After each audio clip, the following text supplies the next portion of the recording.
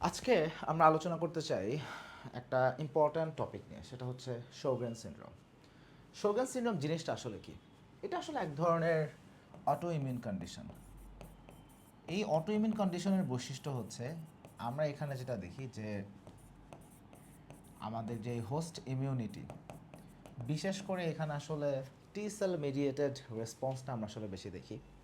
So দেখা যাচ্ছে যে আমাদের যে এক্সোক্রাইন গ্ল্যান্ডগুলো আছে, বিশেষ করে যেই ধরনের এক্সোক্রাইন গ্ল্যান্ড কাইন্ড অফ স্যালিভা বা টিআর প্রডিউস করে, সো এই ধরনের এক্সোক্রাইন গ্ল্যান্ড সেইটার এগেনস্টে আসলে আমরা দেখি যে মিসডিরেক্টেড একটা অটো ইমিউন রেসপন্স। সো এটা একটা অটো ইমিউন কন্ডিশন যেখানে আমরা দেখি যে আমাদের যে এক্সোক্রাইন গ্ল্যান্ডগুলো আছে এইটার এগেনস্টে একটা অটো ইমিউন রেসপন্স আসলে আমরা আসলে হতে দেখি। এবং নর্মালি আসলে এই অটো ইমিউন রেসপন্সটা আসলে টি সেল মেডিয়েটেড। ইনফ্যাক্ট আমরা যদি আসলে এরকম কোনো পেশেন্টের ক্ষেত্রে একটা বায়োপসি করি, বায়োপসি করে যদি আসলে সেটাকে আমরা আসলে হিস্টোপ্যাথোলজি করি, আমরা দেখব যে এখানে আসলে focal lymphocyte infiltration. So basically টি সেল বা আরও স্পেসিফিকভাবে যদি জিজ্ঞাসা করা হয়, CD4 পজিটিভ টি সেল এটাকে আসলে সবচেয়ে প্রিডমিনেটলি আমরা আসলে দেখতে পাই। সো নর্মালি শোগরেন সিনড্রোম এটা আসলে একটা অটো ইমিউন কন্ডিশন। এখানে শুধুমাত্র যে আমার এক্সোক্রাইন গ্ল্যান্ডগুলো অ্যাফেক্টেড হচ্ছে, নট লাইকলি দ্যাট। এখানে এর পাশাপাশি পেশেন্ট আমাদের কাছে আরও এক্সট্রা কিছু প্রেজেন্টেশন নিয়েও আসলে আসতে পারে। যেমন খুব কমনলি আমরা এখানে পেশেন্টের ক্ষেত্রে দেখি যে আর্থ্রাইটিস থাকে, তাহলে জয়েন্ট পেইনের কথা বলে, বা আর্থ্রালজিয়া মায়ালজিয়া নিয়ে অনেক পেশেন্ট আমাদের কাছে আসতে পারে, বা আদার কিছু সিমটোমেটিক ম্যানিফেস্টেশনও পেশেন্টের ওভারঅল থাকতে পারে। তাহলে যদি একটা পেশেন্টের শোগরেন সিনড্রোম আসলে ডেভেলপ করে, তাহলে সেইখানে পেশেন্টের ক্ষেত্রে আমরা আসলে কী কী ধরনের ক্লিনিক্যাল প্রেজেন্টেশন আসলে পাই। তাহলে ক্লিনিক্যাল প্রেজেন্টেশন হচ্ছে এক এক করে আগেই যে আমাদের টিআর টিআর প্রোডাকশন কমে যাবে। সো যদি চোখের পানি বা টিআরের প্রোডাকশন কমে যায়, ইন দ্যাট কেস আমরা এখানে দেখি যে পেশেন্টের ড্রাই আই ডেভেলপ করে। এই যে ড্রাই আই, এটা একটা আলাদা নাম আছে, কেরাটো কনজাংটিভাইটিস সিক্কা। এটাকে আমরা কি বলি? কেরাটো কনজাংটিভাইটিস কনজাংটিভাইটিস সিক্কা। সো এটা একটা কন্ডিশন। সেকেন্ড কথা আমরা দেখি পেশেন্টের মাউথ এটাও ড্রাই হয়ে যায়। So there will be dry mouth. So পেশেন্টের ড্রাই আই থাকবে, পেশেন্টের ড্রাই মাউথ থাকবে। এই দুইটাই আসলে এখানে আমাদের সবচেয়ে বড় সমস্যা। বাট এর বাইরে আদারওয়াইজ পেশেন্টের একটু আর্থ্রালজিয়া পেশেন্টের থাকে। সো পেশেন্ট আমাদের কাছে হয়তো বা একটু বলবে যে তার একটু আর্থ্রাইটিস আছে, বা আর্থ্রালজিয়া বললে মনে হয় ভালো হয়। আর্থ্রালজিয়া আর্থ্রালজিয়ার কথা বলে, মায়ালজিয়ার কথা বলে পেশেন্ট আমাদের কাছে। সো নর্মালি বেসিক প্রেজেন্টেশন আসলে মোস্ট অফ দ্য টাইমস আমরা আসলে এগুলাই হতে দেখি। এখন যদি একটা পেশেন্টের আসলে আমরা দেখি যে শোগরেন সিনড্রোম আসলে ডেভেলপ করে, ইন দ্যাট কেস এইটা নিয়ে আমাদের দুইটা কোশ্চেন মাথায় আমাদের সবসময় প্রশ্ন আসে, এটা কি আসলে প্রাইমারি কন্ডিশন নাকি এটা একটা সেকেন্ডারি কন্ডিশন। তাহলে যদি এটা প্রাইমারি কন্ডিশন হয়, অর্থাৎ এখানে সোললি শুধুমাত্র শোগরেন সিনড্রোমই আছে, এখানে অন্য কোনো আর কোনো কন্ডিশন নেই, তাহলে সেটাকে আমরা তখন বলি প্রাইমারি শোগরেন সিনড্রোম বা পিএসএস। অবশ্য পিএসএস কথাটা, আচ্ছা পিএসএস, তাহলে একটা হচ্ছে প্রাইমারি কন্ডিশন, আর একটা আসলে আমরা বলি সেকেন্ডারি কন্ডিশন। তাহলে আরেকটা হচ্ছে সেকেন্ডারি কন্ডিশন বা সেকেন্ডারি শোগরেন সিনড্রোম, সরি এসএস। তাহলে এটা হচ্ছে এস সেকেন্ডারি শোগরেন সিনড্রোম। প্রশ্ন হচ্ছে সেকেন্ডারি শোগরেন সিনড্রোম আমরা কোথায় পাই? উত্তর হচ্ছে সবচেয়ে কমনলি পাওয়া যায় রিউমাটয়েড আর্থ্রাইটিসে। এছাড়া রিউমাটয়েড আর্থ্রাইটিস বাদে অন্য যে কোনো আমরা আসলে কানেকটিভ টিস্যু ডিজিজ সেখানেও আসলে এটা পেতে পারি, তবে সবচেয়ে ফ্রিকুয়েন্টলি আমরা আসলে রিউমাটয়েড আর্থ্রাইটিসের সাথে অ্যাসোসিয়েশনটা খুঁজে পাই।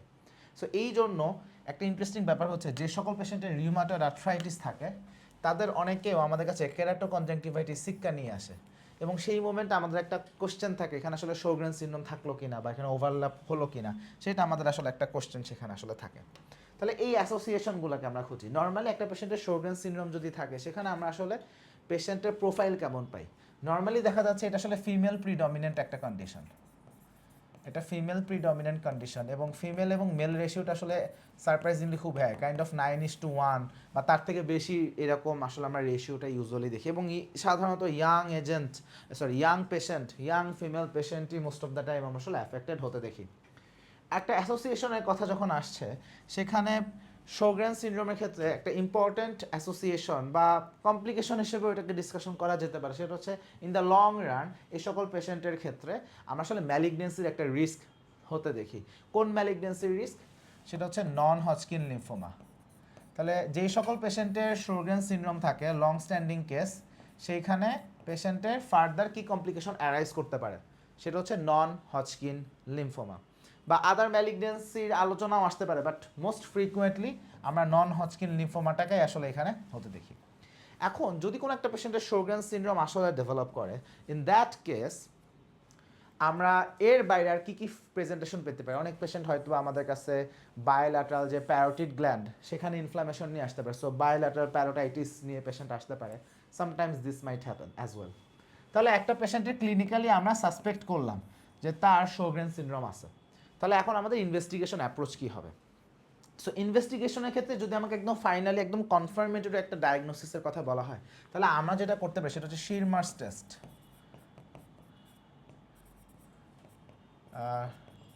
শিরমার্স টেস্ট, এটা এ। তাহলে শিরমার্স টেস্টের ব্যাপারটাকে এখানে আসলে আমরা একটা ফিল্টার ইউজ করি। এই ফিল্টারটাতে আমরা করি যে আমাদের যে লোয়ার আইলিড এটাকে 3 ভাগে ভাগ করা হয়, তাহলে মিডল 2/3 আর আউটার 1/3, এটার যে জাংশন সেখানে আমরা এটা কনজাংটিভাল স্যাকের এখানে একটু লাগাই রাখি ফর এ টাইম বিং, কিছু সময়ের জন্য কয়েক মিনিটের জন্য এটাকে আমরা লাগাই রাখি এবং আমরা দেখি যে আসলে কতটুকু ফিল্টার পেপার পানি চুষে নিছে। এখন পানি চুষে নিছে কতটুকু, নর্মালি আসলে এটা 10 মিলিমিটারের উপরে পানি চুষে নেওয়ার কথা, মানে কাগজের 10 মিলিমিটারের উপরে পানি শুষে নেওয়ার কথা, কিন্তু যদি এটা লেস দ্যান 5 মিলিমিটার হয়ে থাকে তাহলে মোটামুটিভাবে এটা সাজেস্টিভ যে এটা একটা আমাদের শোগ্রেন সিনড্রোম। আর এর বাইরে আমরা অটো অ্যান্টিবডি প্রোফাইলগুলো আসলে দেখতে চাই, বাট এখানে একটা সিম্পল কথা বলি, অটো অ্যান্টিবডি প্রোফাইলের ক্ষেত্রে এখানে আসলে যে অটো অ্যান্টিবডিগুলো আমরা দেখি এগুলো আদার অন্যান্য কন্ডিশনে আসলে পাওয়া যায়, সো স্পেসিফিসিটির জায়গায় একটা কোশ্চেন আছে। সো বাট আমাদেরকে অবশ্যই জানতে হবে এখানে কোন কোন অটো অ্যান্টিবডি আমরা আসলে পেতে পারি। তাহলে এখানে কোন কোন অটো অ্যান্টিবডি পাই? এখানে আমরা অ্যান্টি নিউক্লিয়ার অ্যান্টিবডি পজিটিভ পাই, রিউমাটয়েড ফ্যাক্টর পজিটিভ পাই, অ্যান্টি রো এটাকেও পাই, অ্যান্টিলা এটাকে পাই। তাহলে এই অটো অ্যান্টিবডি প্রোফাইলগুলো যদি আমরা করি এগুলোকে আসলে পাই, দেখা যাচ্ছে যে অ্যান্টিরো প্রায় 70% টাইম পজিটিভ থাকে, অ্যান্টিরো প্রায় 30% টাইমস পজিটিভ থাকে, এএনএও প্রায় 60-70% টাইমস পজিটিভ থাকে, rheumatoid factor if I am not mistaken 50 থেকে 60% টাইমস এটাকে আমরা আসলে প্রেজেন্ট পাইতে পারি।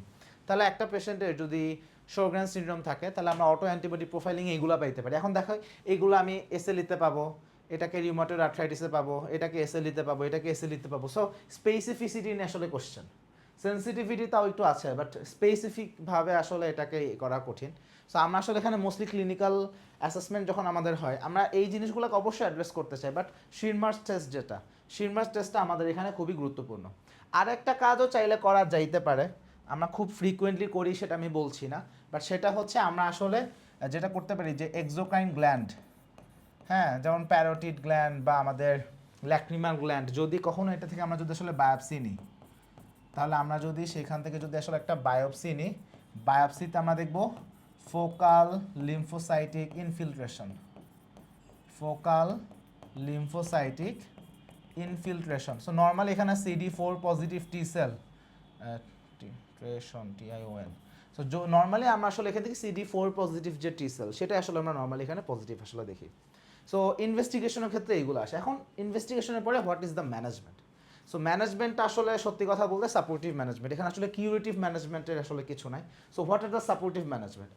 সো সাপোর্টিভ ম্যানেজমেন্টের মধ্যে প্রথম কথা হচ্ছে ড্রাই আই, সেটার জন্য আমরা আর্টিফিশিয়াল টিয়ার প্রোভাইড করি, সেটার জন্য আমরা আর্টিফিশিয়াল টিআর প্রোভাইড করি। এর বাইরে আমরা আরও একটা ট্রিটমেন্ট দিতে পারি, সেটা হচ্ছে থিঙ্ক অ্যাবাউট দ্য ফার্মাকোলজি, যে আমাদের যেই এক্সোক্রাইন গ্ল্যান্ডগুলো আছে এই এক্সোক্রাইন গ্ল্যান্ডে আমাদের মাস্কারেনিক রিসেপ্টর আছে, রাইট, M3 মাস্কারেনিক রিসেপ্টর, এবং যদি M3 রিসেপ্টরটা যদি আসলে অ্যাক্টিভেটেড হয় সেখানে আমাদের প্যারাসিম্পেথেটিক অ্যাকশনগুলো আমরা পাবো এবং সেখান থেকে গ্ল্যান্ডের সিক্রেশন বাড়ে, নর্মাল ফার্মাকোলজি আমরা জানি। সো এটাকে আমরা এখানে ইউজ করতে পারি। সো আমরা এখানে যেটা করতে পারি আমরা পিলোকার্পাইন ইউজ করতে পারি, এবং যদি আমরা পিলোকার্পাইন ইউজ করি এটা আসলে আমরা এখানে দেখবো যে একটা প্যারাসিম্প্যাথোমিমেটিক ইফেক্ট আমরা হতে দেখি, এবং M3 রিসেপ্টরটা অ্যাক্টিভেটেড হওয়ার কারণে তখন আমরা দেখবো যে পেশেন্টের স্যালিভারি সিক্রেশনটা বেড়ে যায় বা টিয়ার সিক্রেশনটাও আসলে টু সাম এক্সটেন্ট বাড়বে। সো বেসিক কথা হচ্ছে যে সকল এক্সোক্রাইন গ্ল্যান্ড M3 রিসেপ্টর আছে সেইখানে আমরা দেখবো যে সিক্রেশনটা বেড়ে যাচ্ছে। সো স্যালিভারি সিক্রেশন বাড়বে, টিয়ার সিক্রেশন বাড়বে। So pilocarpine is also it can be used. তাহলে আমরা আর্টিফিশিয়াল টিয়ার ইউজ করি, পাইলোকার্পাইনটাকে আমরা আসলে ইউজ করতে পারি।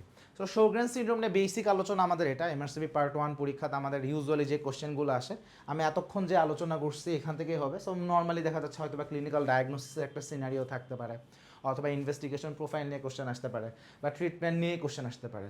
সো খুবই সংক্ষিপ্ত একটা ক্লাস, বাট মোটামুটিভাবে আমাদের এমআরসিবি পার্ট 1 পরীক্ষাতে এইগুলা থেকেই কোশ্চেন আসে। সবাইকে অসংখ্য ধন্যবাদ।